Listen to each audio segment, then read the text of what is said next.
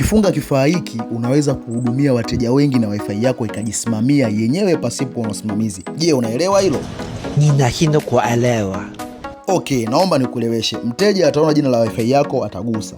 Akishagusa litamletea vifurushi kama ulivyopanga. Mteja atachagua kifurushi chake pendwa.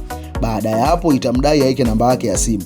Akishaweka namba ya simu atachagua namba yake ya simu hiyo ni ya mtandao gani. Iwe Airtel, Halotel, M-Pesa au Tigo Pesa, yote anaweza kalipia.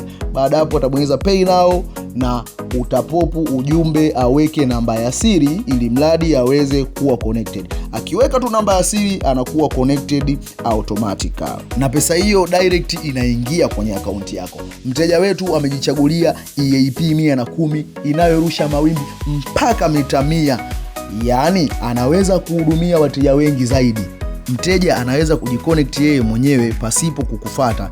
Yaani hata kama haupo eneo husika, wateja wanaweza kujiunga na wewe popote pale duniani. Unaweza kufuatilia maendeleo ya kifaa chako na kuona pesa zako na kutoa pia.